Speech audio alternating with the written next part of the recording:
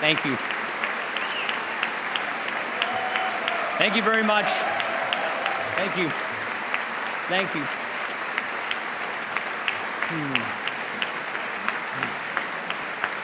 Thank you.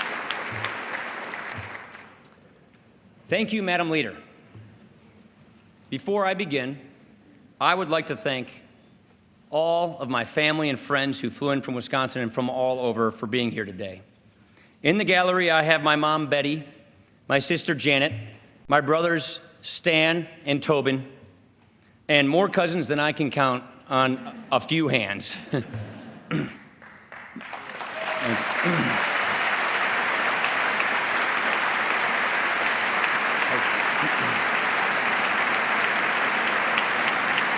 They're all over.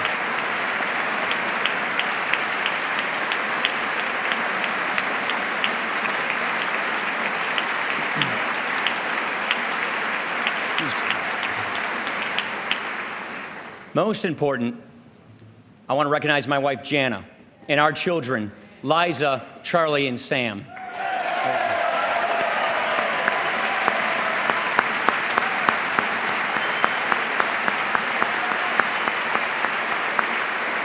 guys.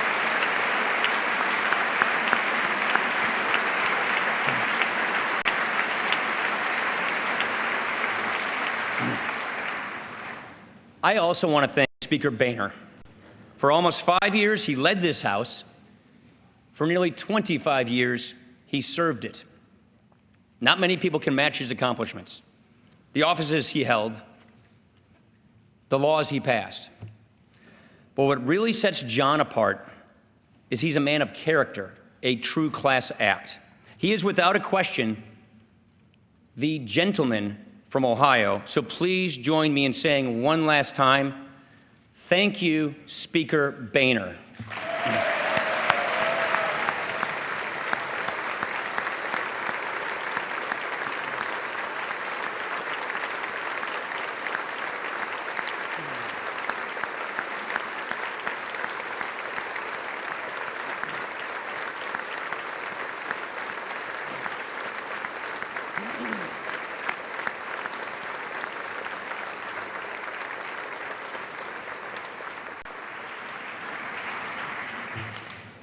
Now I know how he felt. It's not until you hold this gavel, stand in this spot, look out and see all 435 members of this House as if all America is sitting right in front of you. It's not till then that you feel it. The weight of responsibility, the gravity of the moment. You know, as I stand here, I can't help but think of something Harry Truman once said.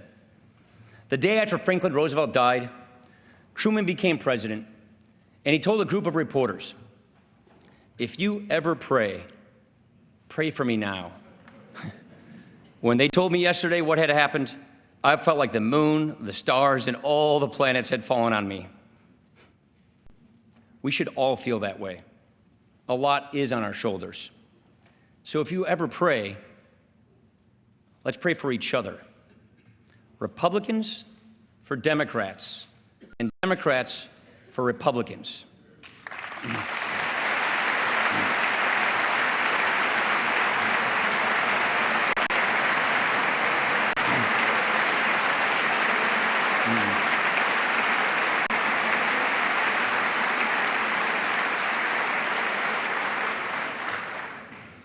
And I don't mean pray for a conversion, all right?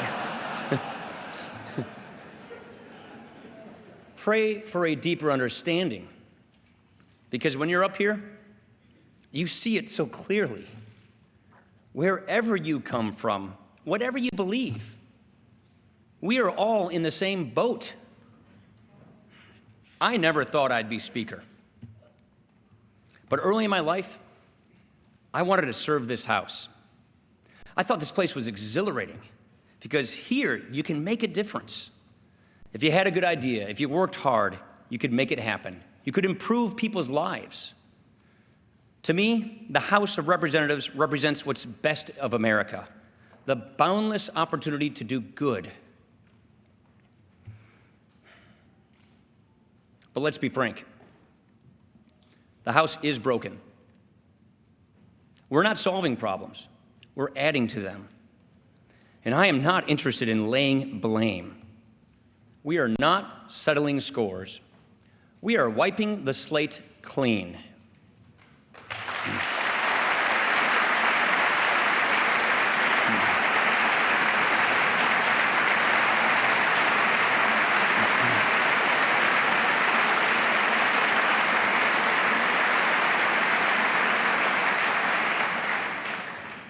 Neither the members nor the people are satisfied with how things are going. We need to make some changes, starting with how the House does business. We need to let every member contribute, not once they've earned their stripes, but now. I come at this job as a two-time committee chair. The committees should retake the lead in drafting all major legislation.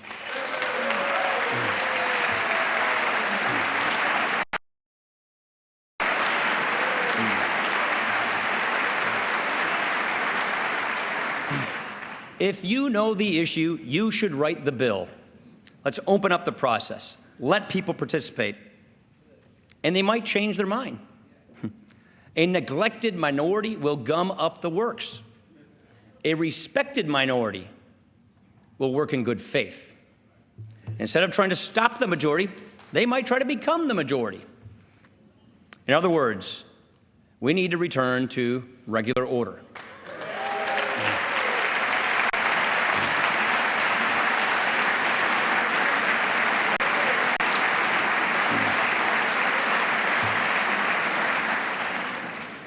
Now, I know this sounds like process. It's actually a matter of principle. We are the body closest to the people. Every 2 years, we face the voters and sometimes face the music. But we do not echo the people, we represent the people. We are supposed to study up and do the homework that they cannot do. So when we do not follow regular order, when we rush to pass bills that a lot of us don't understand, we are not doing our job. Only a fully functioning House can truly represent the people. And if there were ever a time for us to step up, this would be that time.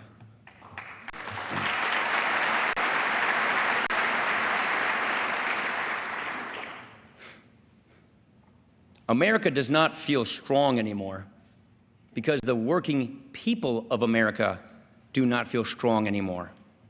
I'm talking about the people who mind the store and grow the food and walk the beat and pay the taxes and raise the family. They do not sit in this House. They do not have fancy titles, but they are the people who make this country work, and this House should work for them.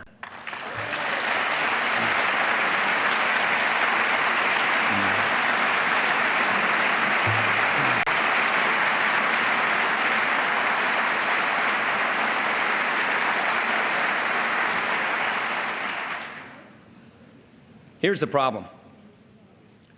They're working hard, they're paying a lot, they're trying to do right by their families, and they're going nowhere fast.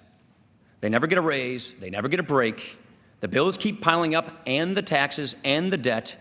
They're working harder than ever before to get ahead, and yet they're falling further behind. They feel robbed. They feel cheated by their birthright, of their birthright. They're not asking for any favors. They just want a fair chance. And they are losing faith that they will ever get it. Then they look at Washington, and all they see is chaos. What a relief to them it would be if we finally got our acts together. What a weight off of their shoulders. How reassuring it would be if we actually fixed the tax code, put patients in charge of their health care, grew our economy, strengthened our military, lifted people out of poverty, and paid down our debt.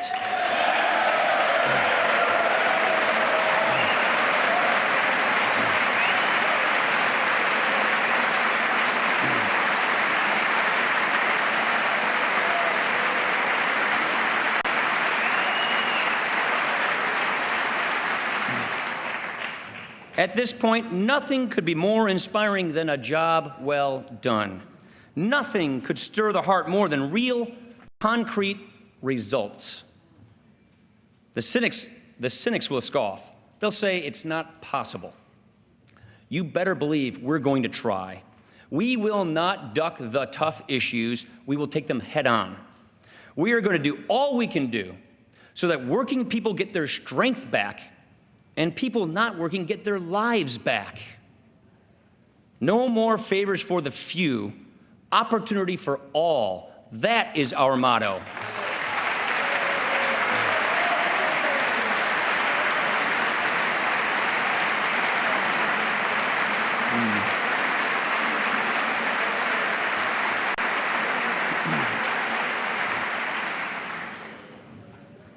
You know, I often talk about a need for a vision.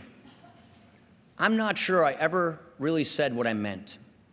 We solve problems here, yes. We create a lot of them too. But at bottom,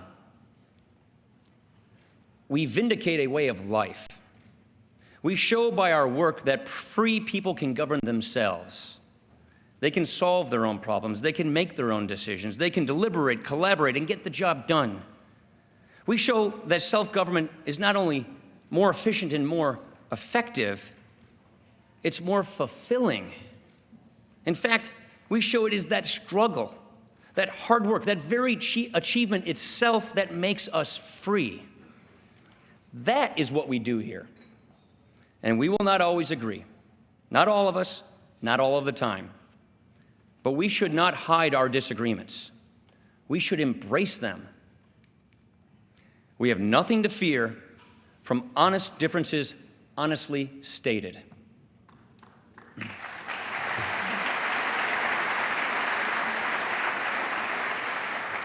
If you have ideas, let's hear them. I believe that a greater clarity between us can lead to greater charity among us. And there's every reason to have hope. When the first speaker took the gavel, he looked out at a room of 30 people, representing a nation of 3 million. Today, as I look out at each and every one of you, we represent a nation of 300 million. So when I hear people say that America doesn't have it, we are done, we are spent, I don't believe it. I believe with every fiber of my being that we can renew the American idea.